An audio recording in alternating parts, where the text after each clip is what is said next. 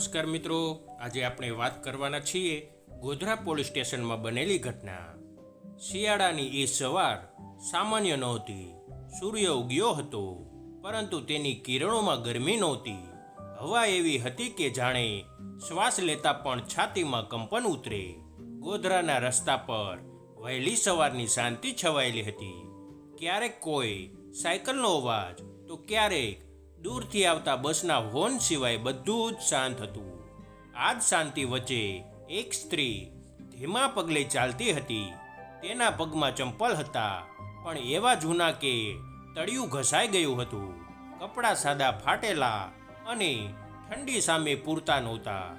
તેના હાથમાં એક નાનું બાળક હતું, લગભગ 3 વર્ષની. બાળકની આંખો સુસ્ત હતી, ભૂખ અને ઠંડી બંનેથી થાકેલી. તે વારંવાર પોતાની માતાની ગળે મોઢું દબાવી લેતો હતો, જાણે દુનિયા સામે રક્ષણ માંગતો હોય. આ સ્ત્રીનું નામ હતું કવિતા રાઠોડ, પરંતુ એ નામમાં જે ગૌરવ છુપાયેલું હતું તે આ સમયે તેના ચહેરા પર દેખાતું નહોતું. આ સમયે તે માત્ર એક લાચાર પત્ની હતી, એક ડરી ગયેલી માં હતી, એક એવી સ્ત્રી જેના જીવનની જમીન એક જ રાતમાં ખસી ગઈ હતી. પાછલી રાતે શું બન્યું હતું એ યાદ કરતા જ તેની આંખો ભીની થઈ જતી. તેનો પતિ એક સીધો મહેનતી માણસ રોજની જેમ કામ પરથી ઘરે પરત ફરતો હતો, પણ એ દિવસ ઘર સુધી પહોંચ્યો જ નહોતો. રસ્તામાં કેટલાક અજાણ્યા માણસોએ તેને ઝપટમાં લીધો. ગાળો, ધક્કા માર કોઈએ સાંભળ્યું નહીં, કોઈએ બચાવ કર્યો નહીં. અને પછી અંધારું જ્યારે કવિતાને ખબર પડી, ત્યારે માત્ર એટલું સાંભળવા મળ્યું કે તમારા પતિને ખૂબ મારવામાં આવ્યો છે અને તેઓને ક્યાં લઈ ગયા છે એ ખબર નથી. આ શબ્દો તેના કાનમાં નહીં, પરંતુ સીધા તેના હૃદયમાં વાગ્યા હતા.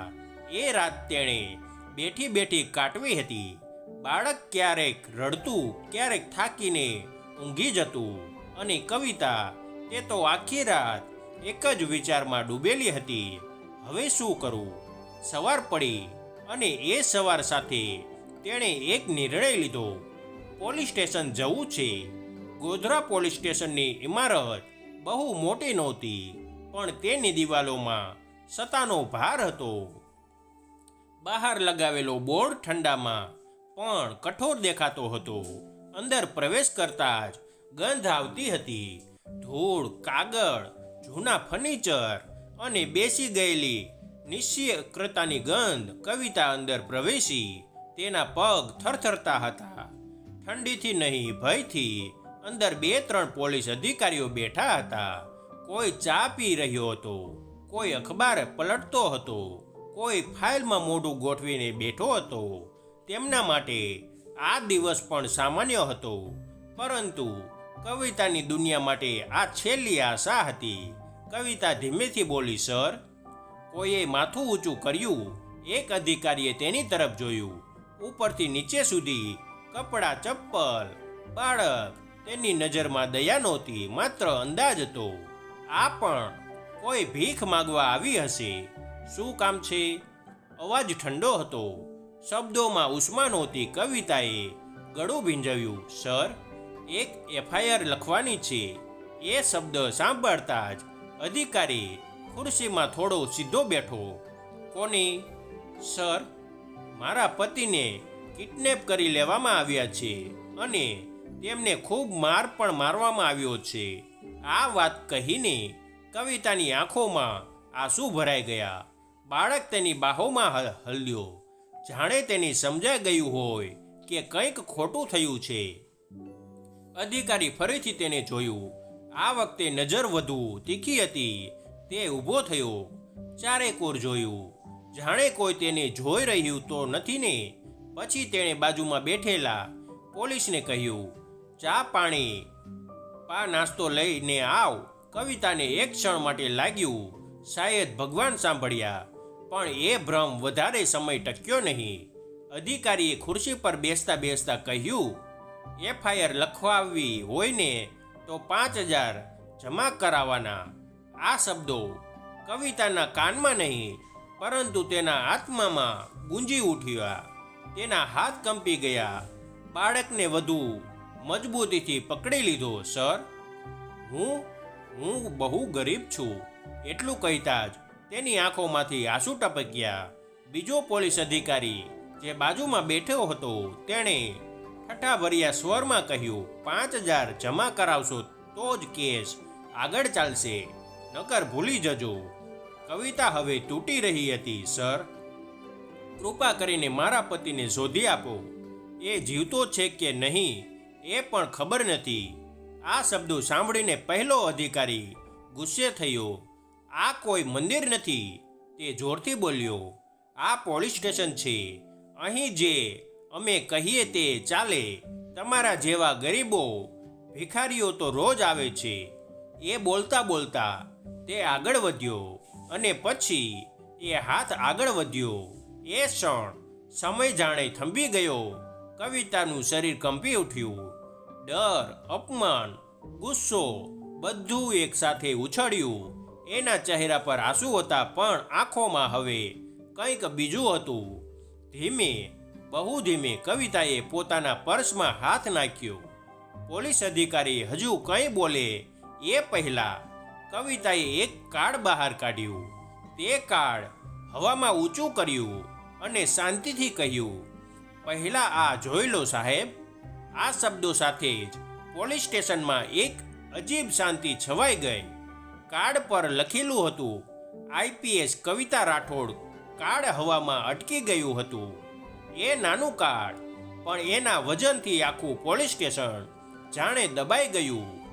આઈપીએસ કવિતા રાઠોડ. આ શબ્દો વાંચતા જ પહેલો પોલીસ અધિકારી જાણે જમીન પર ગડબડાયો. હાથ જે થોડી ક્ષણ પહેલા અપમાન માટે આગળ વધ્યો હતો હવે અડધામાં જ અટકી ગયો. ચહેરા પરથી લોહી ઉતરી ગયું. આંખો પહોળી થઈ ગઈ. શ્વાસ થંભી ગયો. બીજા અધિકારીના હાથમાંથી ચાનો કપ છટકીને જમીન પર પડ્યો.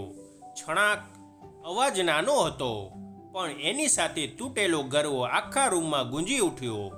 જે પેનથી એફઆઈઆર લખવાની હતી એ પેન મેજ પરથી લપસી ગઈ અને હવે કોઈના મોઢામાં શબ્દો નહોતા. થોડી ક્ષણ પહેલા જે સ્ત્રી તેમના ભિખારી લાગતી હતી, જેને ધક્કા આપી ભગાડવાની તૈયારી હતી, જેની લાચાર આંખોમાં તેમને માત્ર ગરીબી દેખાતી હતી, એ આજે તેમની સામે સત્તાનો ચહેરો બનીને ઊભી હતી. કવિતા રાઠોડ શાંતિથી ઊભી હતી. એની આંખોમાં હવે ડર નહોતો. આંસુ હજુ હતા પણ એ આંસુ લાચારીના નહોતા. એ આંસુ હતા દબાયેલા દુઃખના, વર્ષોથી સહન કરેલા અપમાનના. ધીમે અવાજે તેણે કહ્યું, હવે બોલો સાહેબ, 5,000 હજુ પણ જોઈશે? આ શબ્દો કોઈ ચીજ નહોતા પણ એ દરેક પોલીસ અધિકારીના હૃદય પર પડેલા ચાબુક સમાન હતા. એક અધિકારીએ તુરંત ખુરશી પરથી ઊભા થઈને કહ્યું, માફ કરજો સાહેબ, અમને ખબર નહોતી સાહેબ. કવિતાએ વચ્ચે જ કહ્યું, હમણાં તો હું ભિખારી હતી ને. મેં એક વાક્યે આખી વ્યવસ્થા નંગી પડી ગઈ. પોલીસ સ્ટેશનમાં હાજર દરેક માણસનું માથું ઝૂકી ગયું. કોઈની આંખમાં નજર નાખવાની હિંમત નહોતી. કવિતાએ બાળકને ધીમેથી નીચે ઉતાર્યો. એ બાળક અજાણ હતું કે આજે તેની માં માત્ર એક પત્ની નહીં પરંતુ હજારો ગરીબોની અવાજ બની રહી હતી. કવિતાએ આગળ વધીને કહ્યું, હું આઈપીએસ છું, એ મારી ઓળખ છે, પણ આજે હું અહીં અધિકારી તરીકે નહીં, એક પત્ની તરીકે આવી છું, એક મા તરીકે આવી છું. તેનો અવાજ ધ્રુજતો હતો. જો આજે હું આ કાર્ડ ન કાઢ્યું હોત તો શું તમે મારી વાત સાંભળતા? શું મારા પતિ માટે એફઆઈઆર લખાતી? શાંતિ, ઘેરી શાંતિ. કોઈ જવાબ નહોતો. કવિતાની આંખોમાં ફરી આંસુ ભરાયા. તમને ખબર છે, દરરોજ કેટલી કવિતાઓ અહીં આવે છે જેઓ પાસે આઈડી કાર્ડ નથી, જેઓ પાસે 5,000 નથી અને જેમના પતિઓ, દીકરાઓ, ભાઈઓ ક્યાંક ગુમ થઈ જાય છે તેની વાત હવે કંપન બની ગઈ હતી. તમે તેમને શું કહો છો? કેસ ભૂલી જાઓ. એક વરિષ્ઠ અધિકારી આગળ આવ્યો. તેના અવાજમાં ડર સ્પષ્ટ હતો. મેડમ, અમે તરત જ FIR લખી લઈએ છીએ અને તમારા પતિને શોધવા માટે ટીમ. કવિતાએ હાથ ઊંચો કર્યો. મારા પતિ માટે નહીં. બધા ચોંકી ગયા. આ FIR મારા પતિ માટે તો લખાશે જ, પણ એ સાથે આ પોલીસ સ્ટેશનમાં થયેલા વર્તન માટે પણ લખાશે. એ બોલતા જ ઘણા ચહેરા ફીકા પડી ગયા. લાંચ માગવી, ગરીબને અપમાનિત કરવો, સ્ત્રીને સ્પર્શ કરવાનો પ્રયત્ન, તેના શબ્દો એક એક કરીને તીરની જેમ વાગતા હતા. આ પોલીસ સ્ટેશન જનતા માટે છે, તમારા અંગત સામ્રાજ્ય માટે નહીં. કવિતા રાઠોડ હવે માત્ર બોલતી નહોતી, એ ન્યાય બોલતો હતો.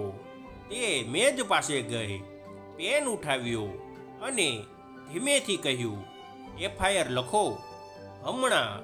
આ જ સમયે હાથ કંપતો હતો, પણ હવે એ કંપન ડરનું નહોતું. પોલીસ સ્ટેશનની દિવાલોએ જાણે આ બધું જોઈ લીધું હતું. આજે ત્યાં કોઈ ચીસ નહોતી, પણ સત્યની ગુંજી રહેલી અવાજ બધું હલાવી નાખ્યું હતું. અને કવિતા રાઠોડના મનમાં એક નિર્ણય વધુ મજબૂત થઈ રહ્યો હતો. આ માત્ર એક કેસ નથી, આ એક સુધારાની શરૂઆત છે. પોલીસ સ્ટેશનમાં હવે સમય આગળ વધતો લાગતો નહોતો. ઘડિયાળની સેકન્ડ સોય ચાલતી હતી, પણ દરેકના મનમાં સમય અટકી ગયો હતો. કવિતા રાઠોડ ખુરશી પર બેસી ગઈ. એ બેસણું કોઈ આરામ માટે નહોતું, એ બેસણું હતું ન્યાયની રાહ જોવાની. બાળક તેની ગોદમાં માથું મૂકી શાંત થઈ ગયું. માને હાથ ફેરવ્યો. એ હાથમાં હવે માયા હતી, પણ કમજોરી નહોતી. એક વરિષ્ઠ અધિકારીએ ધીમે અવાજે કહ્યું, મેડમ, અમે ભૂલ કરી છે. કૃપા કરીને. કવિતાએ નજર ઉઠાવી. કૃપા? એ શબ્દે તેનું હૃદય ફરીથી કંપી ઉઠ્યું. તમે જ્યારે 5,000 માગ્યા ત્યારે તમે કૃપા વિશે વિચાર્યું હતું? જ્યારે મને ભિખારી કહી અપમાન કર્યું ત્યારે તમને કૃપા યાદ આવી હતી? એના દરેક શબ્દમાં વર્ષોની દબાયેલી પીડા હતી. કવિતાએ આગળ કહ્યું, આજે જો હું IPS છું તો તમે માફી માગો છો, પણ જો હું સામાન્ય સ્ત્રી હોત તો આજે અહીંથી ખાલી હાથ જતી. પોલીસ સ્ટેશનમાં બેઠેલા એક કોન્સ્ટેબલની આંખોમાં આંસુ આવી ગયા. એ ધીમેથી બોલ્યો, મેડમ, તમે સાચું કહો છો. કવિતાએ તેની તરફ જોયું. સાચું બોલવાની હિંમત રાખવી એ પણ ફરજ છે. તુરંત જ તેણે ફોન ઉઠાવ્યો. નંબર ડાયલ થયો. બીજી બાજુથી અવાજ આવ્યો, હા કવિતા, બોલ. એ અવાજ ઓળખીતો હતો, સિસ્ટમનો ભાગ. કવિતાએ સ્પષ્ટ શબ્દોમાં કહ્યું, હું ગોધરા પોલીસ સ્ટેશનમાં છું. અહીં લાંચ માગવાની ઘટના બની છે.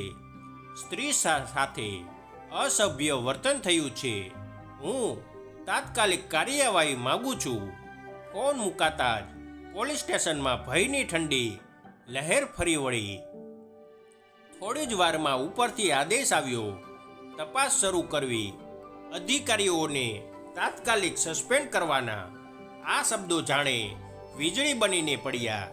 જે અધિકારી થોડી વાર પહેલા ગરીબોને ધક્કા મારતો હતો, એ આજે ખુરશી પકડીને ઊભો હતો. તેના ચહેરા પર હવે સત્તા નહોતી, માત્ર ભય હતો. કવિતાએ ઊભા થઈને કહ્યું, આ નિર્ણય બદલો માટે નથી, આ સુધારા માટે છે. તેની આંખો ફરી ભીની થઈ. મારા પતિ માટે નહીં, આ દરેક સ્ત્રી માટે છે જે અહીં આશા લઈને આવે છે. થોડી જ વારમાં કવિતાના પતિને શોધવા માટે ટીમ રવાના થઈ. એ જાણતી હતી લડાઈ હજી પૂરી નથી પણ આજે એક વાત સ્પષ્ટ થઈ ગઈ હતી. સત્તા મોટી નથી, સત્ય મોટું છે. પોલીસ સ્ટેશનની બહાર ઠંડી હજી હતી, પણ અંદર ઘણા દિલોમાં હવે આગ લાગી ગઈ હતી. અને કવિતા રાઠોડના મનમાં છેલ્લો નિર્ણય તૈયાર થઈ રહ્યો હતો. આ ઘટના અહીં પૂરી નહીં થાય. આનો અંત આખા તંત્રને હલાવી નાખશે. રાત પડી ગઈ હતી. ગોધરા પોલીસ સ્ટેશનની બહાર શિયાળાની ઠંડી હવે વધુ ઘેરી થઈ હતી. રસ્તાઓ પર મૌન છવાયેલું હતું, પરંતુ અંદર પોલીસ સ્ટેશનમાં એક તોફાન પસાર થઈ ચૂક્યું હતું. એ તોફાન સત્તાનો નહોતો, એ તોફાન હતો સત્યનો. કવિતા રાઠોડ હજુ પણ ત્યાં જ બેઠી હતી. બાળક તેની ગોદમાં ઊંઘી ગયું હતું. નાનકડા હાથ તેની સાડીમાં મજબૂતીથી પકડેલા, જાણે તે કહેતો હોય, માં હવે મને છોડશો નહીં. કવિતાની આંખો બાળક પર હતી, પરંતુ મન ક્યાંક દૂર ભટકી રહ્યું હતું. તે પોતાના પતિને યાદ કરી રહી હતી. એ હાલ કેવો હશે? જીવતો હશે ને? દુખાવામાં હશે, એકલો હશે. આ વિચારો સાથે તેની આંખોમાં ફરી આંસુ આવી ગયા. આઈપીએસ હોવા છતાં આ ક્ષણે તે માત્ર એક પત્ની હતી. એ સમયે જ પોલીસ સ્ટેશનના દરવાજે ગાડીઓના અવાજ સંભળાયા. દરવાજો ખુલ્યો. એક ટીમ અંદર આવી અને વચ્ચે સ્ટ્રેચર પર પડેલો એક માણસ. કવિતાનું હૃદય ધબકતું બંધ થઈ ગયું. એ જ છે.